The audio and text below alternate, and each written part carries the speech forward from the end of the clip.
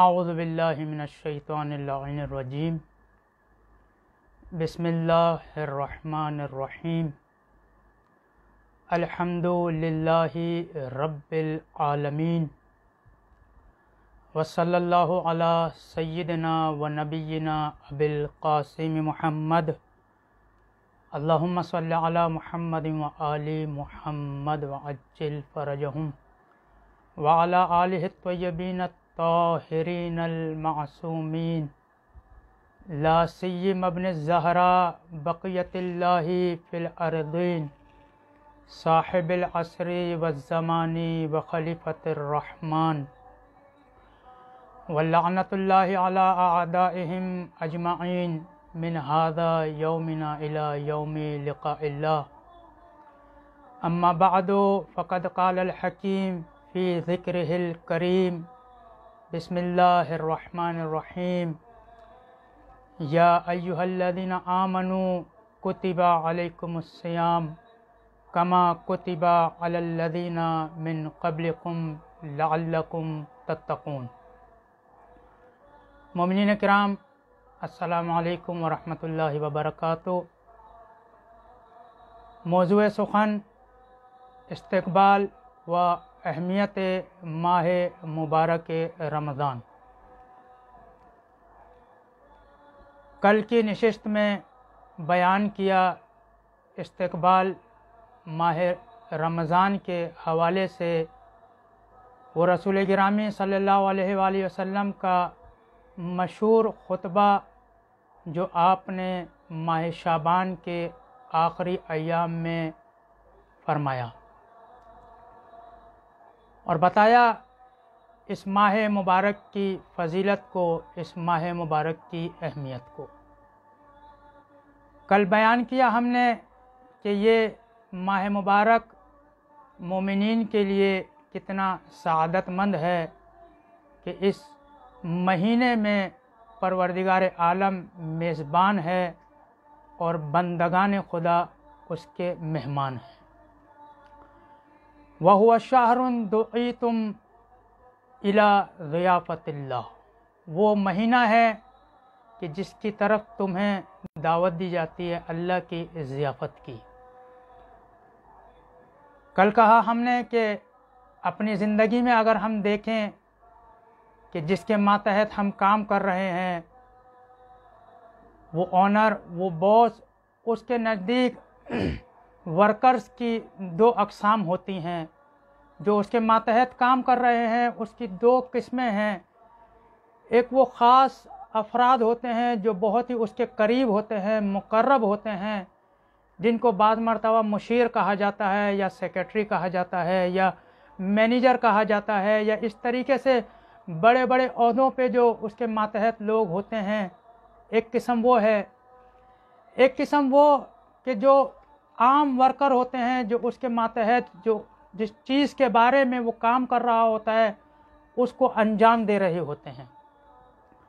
جب یہ آنر ان خاص ورکرز کو دعوت دیتا ہے تو شاید اتنی اہمیت نہیں ہوتی، لیکن جب ایک عام ورکر کو، ایک عام کام کرنے والے کو جو کسی کارخانے میں کسی بھی حوالے سے چھوٹا سا کام انجام دے رہا ہے، اگر آنر اس کو دعوت دے اپنی طرف، اپنے دسترخوان پر بلائے، تو یہ بندہ پھولے نہیں سماتا اور بارہا لوگوں کے سامنے اظہار کرتا ہے کہ آج میرے باس نے، آج میرے مالک نے، آج میرے آنر نے مجھے اپنی دعوت پر بلایا ہے۔ اسی طریقے سے پروردگار عالم کی مخلوقات بھی دو حصوں میں تقسیم ہوتی ہیں۔ ایک وہ جو خاص مقربین ہیں کہ جن کو بڑی بڑی پوسٹوں پہ پروردگار عالم نے منصوب کیا ہے، کہ جن کو انبیاء، رسل، ائمہ، اولیاء اور اوصیاء کے نام سے جانا جاتا ہے۔ ایک قسم یہ ہے۔ ایک وہ اقسام جو عام بندے ہیں پروردگار عالم کے۔ جب پروردگار عالم ان خاص اولیاء اور اوصیاء اور انبیاء اور رسول کو دعوت دیتا ہے تو شاید اتنی اہمیت نہ ہو، لیکن جب ایک عام بندے کو پروردگار عالم اس مہینے میں اپنی میزبانی کی طرف دعوت دے رہا ہے تو جانیے کتنی فضیلت ہے، کتنی اہمیت ہے اس بندے کی کہ اس ماہ میں پروردگار عالم اس کا میزبان ہے۔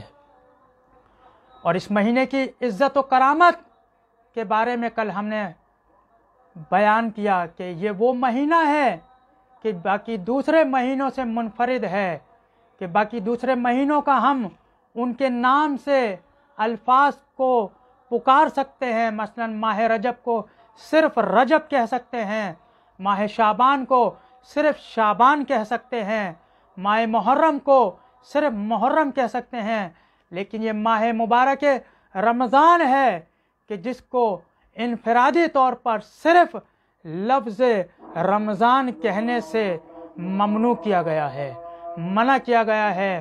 اور بیان کیا کل امام محمد باقر سے ایک روایت کو کہ امام فرماتے ہیں کہ یہ نہ کہو کہ رمضان آ گیا ہے یا رمضان چلا گیا ہے، کیونکہ رمضان اللہ کے اسماء میں سے ایک اسم ہے اور یہ ایک خاص اسم ہے، لہذا نہ یہ آنے والا ہے نہ جانے والا ہے، کیونکہ جو آنے والی چیز ہوتی ہے اور جانے والی چیز ہوتی ہے وہ ہمیشہ کبھی نہ کبھی ختم ہو جاتی ہے، لیکن پروردگار عالم کی ذات ایسی ہے جو ابدی ہے۔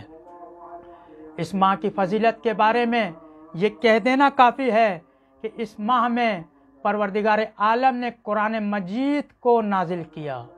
شہر رمضان الذی انزل فیہ القرآن، یہ وہ مہینہ ہے، اتنی فضیلت ہے اس مہینے کی کہ اس مہینے میں وہ قرآن مجید جو انسانوں کے لیے دستور عمل ہے، زندگی گزارنے کا ایک فارمولہ ہے، اس فارمولے کو اس ماہ مبارک میں نازل کیا گیا۔ اور علامہ محدث ہاشم البرہانی اپنی تفسیر البرہان میں لکھتے ہیں اس مہینے کی عزت و تکریم کے حوالے سے کہ پروردگار عالم کے 12 مہینے ہیں، لیکن جو سب سے زیادہ عزت اور تکریم والا مہینہ ہے وہ یہی ماہ رمضان ہے، کیونکہ یہ ماہ رمضان قلب لیلۃ القدر ہے، لیلۃ القدر کا دل ہے، اور لیلۃ القدر ایسی شب ہے کہ جو 1000 راتوں سے زیادہ افضل ترین شب ہے، کہ جس میں ملائکہ نازل ہوتے ہیں۔ یہ وہ شب ہے کہ جس سے اگر کوئی شخص محروم ہو جائے تو وہ ہر چیز سے محروم ہو جاتا ہے۔ اس شب میں پروردگار عالم نے اپنی لاریب کتاب کو نازل کیا، اور علامہ طباطبائی اس کتاب کے بارے میں اپنی تفسیر المیزان میں ارشاد فرماتے ہیں کہ کس طرح سے قلب پیمبر پہ پروردگار عالم نے اس قرآن کو نازل کیا۔ 2 صورتیں بیان کرتے ہیں، ایک صورت انزال اور دوسری صورت تنزیل۔ انزال وہ صورت کہ یکدم سارا کا سارا قرآن ایک ہی مرتبہ قلب پیغمبر پہ پروردگار عالم نے نازل کیا، اور تنزیل اسے کہا جاتا ہے کہ تدریجاً ٹھہر ٹھہر کر تھوڑا تھوڑا سا کر کے قرآن کو قلب پیغمبر پہ نازل فرمایا۔ اور اسی طریقے سے علامہ طبرسی اپنی تفسیر مجمع البیان میں اس مہینے کی فضیلت کے بارے میں فرماتے ہیں کہ یہ وہ مہینہ ہے کہ جس کے بارے میں رسول گرامی صلی اللہ علیہ وآلہ وسلم ارشاد فرماتے ہیں کہ اگر اس ماہ میں انسان روزہ رکھے تو یقیناً اس کو جہنم سے آزاد کر دیا جائے گا اور اس کا ٹھکانہ جنت ہوگا۔ اسی لیے پروردگار عالم نے اس ماہ مبارک میں جس چیز کا حکم دیا وہ یہی روزہ ہے۔ یہ ایک ایسی عبادت ہے پروردگار عالم کی، خالصتاً عبادت پروردگار عالم کی روزہ، کہ جس میں جسمانی فوائد بھی ہیں اور مالی فوائد بھی ہیں۔ پروردگار عالم ارشاد فرماتا ہے اپنے بندوں سے، ان لوگوں سے جو اس پر ایمان لے کر آئے، یا ایھا الذین آمنوا کتب علیکم الصیام، اے وہ لوگوں جو ایمان لائے ہو، تم پر روزوں کو فرض کر دیا گیا ہے، تم پر روزے واجب کر دیے گئے ہیں، کما کتبا علی الذین من قبلکم، جس طرح سے تم سے پہلی امتوں، جس طرح سے تم سے گزشتہ امتوں پر روزوں کو فرض کیا گیا تھا، اسی طرح سے تم پر روزوں کو فرض کر دیا گیا۔ عزیزان گرامی، اس آیت کی لطافت یہ ہے کہ یہاں پر یہ خطاب مخصوص ہے مومنین کے ساتھ، یا ایھا الذین آمنو، وہ لوگ جو ایمان لے کر آئے ان سے خطاب ہو رہا ہے تاکہ وہ اس کو قبول کریں، چونکہ عبادت کے صحیح ہونے کی ایک شرط یہی ہے کہ اس کو قبول کیا جائے۔ جب تک قبول نہ کرے سامنے والا، اگر وہ اس عبادت کو انجام دے تو وہ عبادت صحیح نہیں ہوگی۔ کما کتبا علی الذین من قبلکم، یہ من قبلکم کہ گزشتہ امتوں پر جس طرح سے روزوں کو فرض کر دیا گیا، یہ جو پروردگار عالم تشبیہ دے رہا ہے امت محمدی کی گزشتہ امتوں کے ساتھ، اس کے بارے میں علامہ تبریسی اپنی تفسیر المجموعہ البیان میں کئی اقوال کو بیان کرتے ہیں کہ کیا مطلب ہے، کیوں پروردگار عالم نے تشبیہ دی امت محمدی کو گزشتہ امتوں کے ساتھ۔ تو اس میں ایک قول علامہ فرماتے ہیں کہ امت محمدی کے روزوں کو گزشتہ امم کے روزوں کے ساتھ تشبیہ دی ہے، یعنی جس طرح سے تم پر دن میں روزے واجب کیے گئے ہیں، ایسے ہی گزشتہ امتوں پر بھی واجب کیے گئے تھے۔ یہاں پہ ملاحظہ فرمائیے، صرف اور صرف روزوں کے وجوب کا ذکر ہو رہا ہے، نہ تعداد بیان ہو رہی ہے اور نہ روزے کا وقت بیان ہو رہا ہے کہ کتنے روزے رکھنے ہیں، اس میں تشبیہ نہیں ہے۔ کس وقت سے کس وقت تک روزے رکھنا ہے، اس میں تشبیہ نہیں ہے۔ صرف اور صرف تشبیہ روزے میں ہے کہ جس طرح سے ان پر روزے فرض کیے گئے تھے، اسی طرح سے تم پر روزوں کو فرض کیا گیا۔ اور دوسرا قول علامہ لکھتے ہیں کہ یہاں پر جو یہ تشبیہ ہے، یہ تشبیہ ماہ رمضان کے روزوں کی ہے، کہ جس طرح سے ماہ رمضان میں، صرف جیسے ماہ رمضان میں گزشتہ امتوں پر روزوں کو واجب کیا گیا تھا، اسی طریقے سے ماہ رمضان میں امت محمدی کے لیے روزوں کو واجب کیا۔ کیوں یہ تشبیہ کیوں دی؟ کیوں صرف ماہ رمضان کا ذکر کیا کہ ماہ رمضان میں ہی روزوں کو فرض کیا گیا ہے؟ چونکہ علامہ لکھتے ہیں آگے کہ نصارہ اس وقت کے عیسائی، چونکہ یہ ماہ رمضان کبھی گرمی میں آتا تھا کبھی سردی میں آتا تھا، لہذا گرمی اور سردی کی شدت سے بچنے کے لیے انہوں نے کیا کیا، ماہ رمضان کے روزوں کو ربیع الاول میں رکھنا شروع کر دیا، اور صرف ربیع الاول میں روزوں کو رکھنا شروع کیا اور تعداد میں بھی اضافہ کر دیا، 1 مہینے سے زیادہ روزہ رکھنا شروع کر دیے۔ لہذا پروردگار عالم نے تشبیہ دی صرف اور صرف جیسے ان لوگوں پر رمضان میں، ماہ رمضان میں روزے واجب کیے گئے تھے، اسی طریقے سے ماہ رمضان کسی اور مہینے میں نہیں، صرف اور صرف ماہ رمضان میں امت محمدی پر روزوں کو واجب کیا گیا۔ یہ نصارہ کا کام یہی ہے، ہر دور میں سازشیں کرتے ہیں۔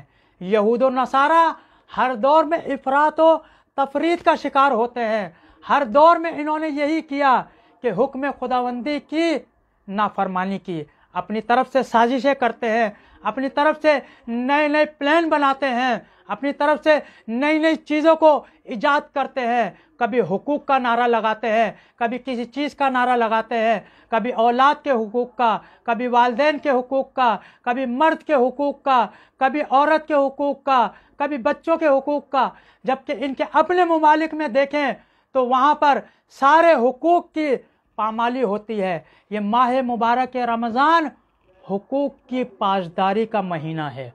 इन यहूद और नसारा का पहले दिन से यही काम रहा है कि ये हुक्म खुदा की नाफरमानी करते हैं। और तीसरा कौल जो अल्लामा बयान करते हैं कि जिसमें खुद यहूद और नसारा में इख्तिलाफ पाया जाता है कि उनमें से बाज़ जो रोज़े रखते थे वक्त के लिहाज से, बाज़ के रोज़े मसलन रात से रात तक, जैसे आज रात उन्होंने रोज़ा रखा है तो कल रात तक वो तमाम चीज़ों को, खाने पीने को अपने ऊपर हराम करार देते थे।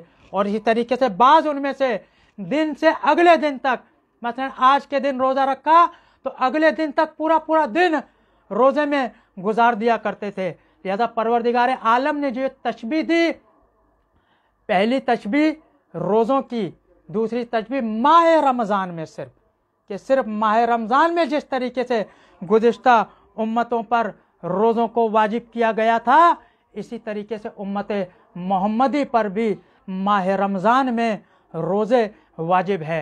एक यहूदी आता है रसूल गिरामी सल्लल्लाहु अलैहि वसल्लम की खिदमत में और फरमाता है, ए मोहम्मद, अल्लाह ताला ने वो कौन सी चीज़ तुम्हारी उम्मत पर दिन में फ़र्ज़ की है जो तुमसे पहले उम्मतों पर फ़र्ज़ की थी।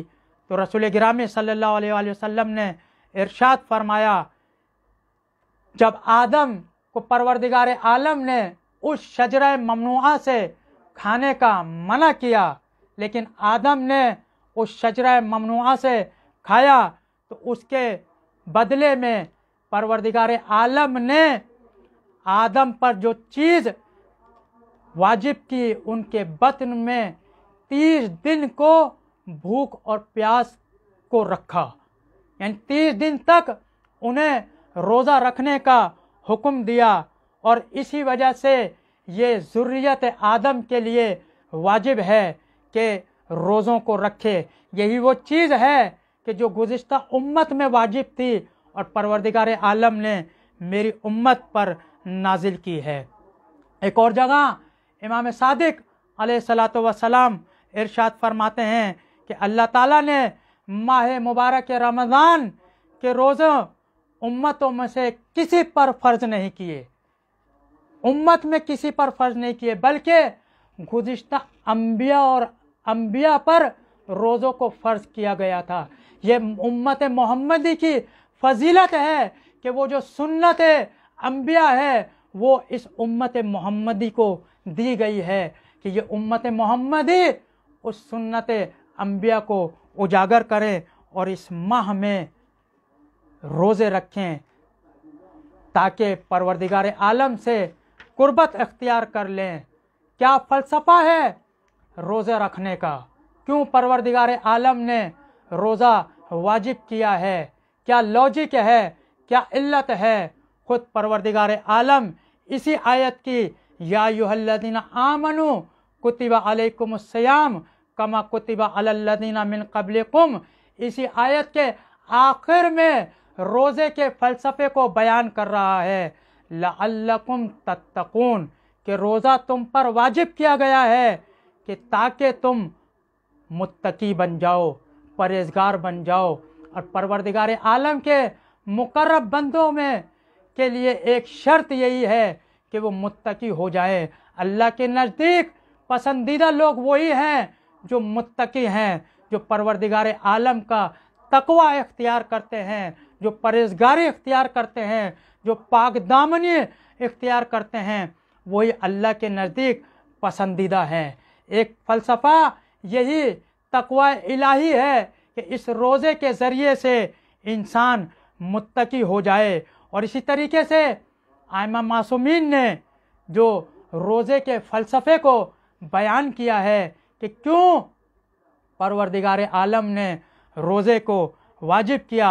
इमाम जाफ़र सादिक अलैहिस्सलातु वस्सलाम रोज़े की इल्लत के बारे में फरमाते हैं, अल्लाह ताला ने इसलिए रोज़े फ़र्ज़ किए हैं ताकि अमीर और गरीब बराबर हो जाएं, अमीर गरीब पर जुल्म ना करे, क्योंकि गनी कभी भूख और प्यास को महसूस नहीं करता।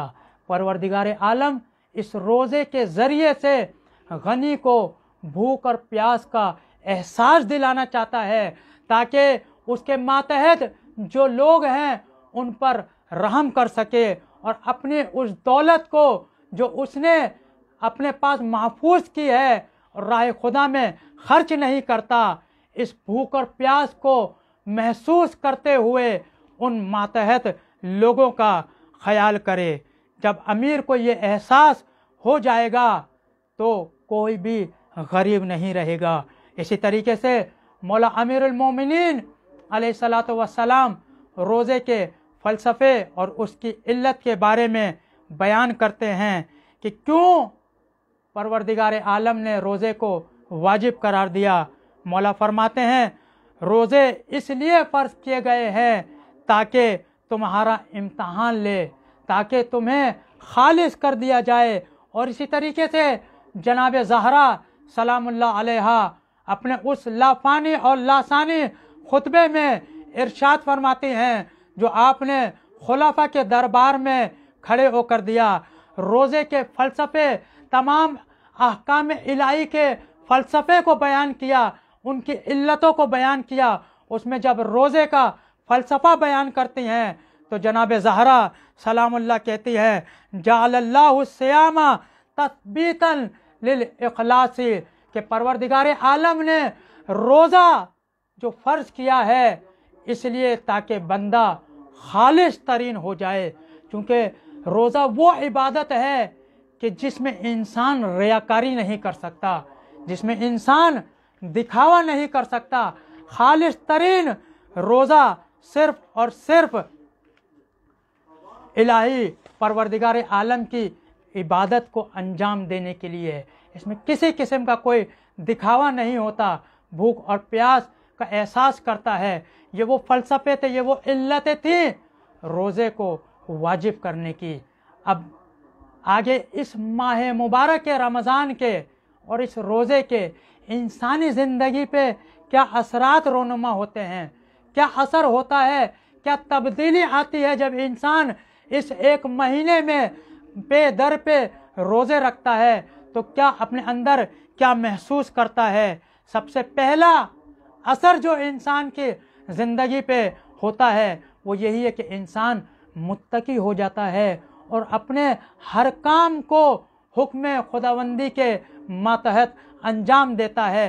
कोई भी ऐसा काम अंजाम नहीं देता जिससे अल्लाह, रसूल और आइम्मा नाराज़ हों। हर काम को आइम्मा, अल्लाह और खुदा और रसूल के लिए अंजाम देता है।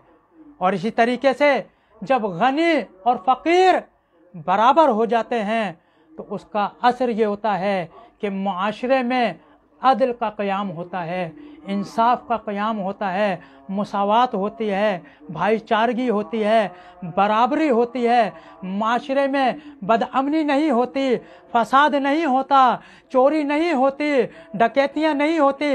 इन सब की वजह यही है कि अमीर लोग गरीब लोगों का ख्याल नहीं करते, अदालत से काम नहीं लेते, इंसाफ से काम नहीं लेते, जिसके नतीजे में माशरे में बदअमनी, बेइंसाफ़ी ये सब रोनुमा होते हैं। क्योंकि माशरा इंसान से तश्कील पाता है, जैसे लोग होंगे वैसा ही माशरा हो जाएगा।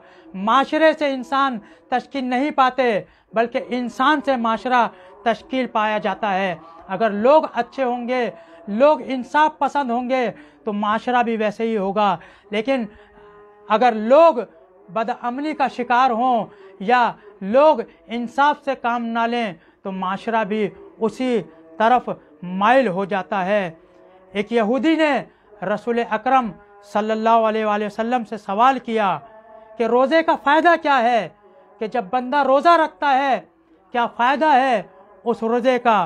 तो रसूल गिरामी सल्लल्लाहु अलैहि वसल्लम फरमाते हैं कि जो कुछ परवरदिगार आलम ने इंसान पर इस रोज़े की हालत में हराम करार दिया है, जिन चीज़ों को, उसका असर ये है कि वो गुनाह जो इंसान अपनी ज़िंदगी में अंजाम देता है वो पिघल कर ख़त्म हो जाते हैं और वो पाको पाकीज़ा हो जाता है, अल्लाह की रहमत से करीब हो जाता है।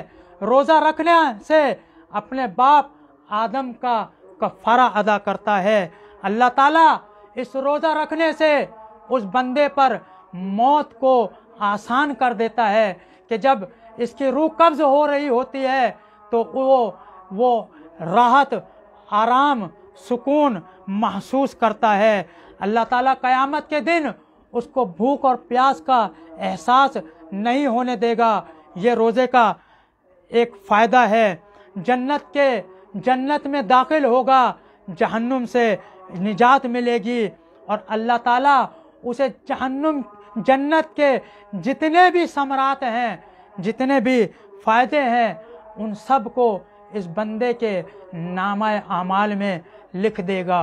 ये वो फ़वाइद थे जो इस माह मुबारक और रोज़े की बरकत से इंसान की ज़िंदगी पर असरअंदाज होते हैं। परवरदिगार आलम से दुआ है कि हमें इस माह मुबारक की तमाम इबादतों को सही तरीके से, जिस तरीके से इबादत को अंजाम देने का हक़ है, उसी तरीके से इबादत अंजाम देने की तौफीक अता फरमा। परवरदिगार आलम से दुआ है कि हमें रोज़े के ज़रिए से अपनी कुर्बत इख्तियार फरमा। परवरदिगार आलम से दुआ है जो मोमिनीन परेशान हाल हैं उनकी परेशानियों को दूर फरमा, जो मकरूज़ हैं उनका कर्ज अदा फरमा, जो असीर हैं कई सालों से अपने घरों से बेघर हैं, परवरदिगारा तुझे वास्ता है जनाब ज़हरा सलामुल्लाह अलैहा का, उनको जल्द अज जल्द रिहाई नसीब फरमा। अपनी आखिरी हुज्जत इमाम ज़माना अज्जलहु ताला फ़रजहु शरीफ के ज़ुहूर में ताजील फरमा। वमा अलैना इल्लल बलागुल मुबीन। वस्सलामु अलैकुम वरहमतुल्लाहि वबरकातुहू।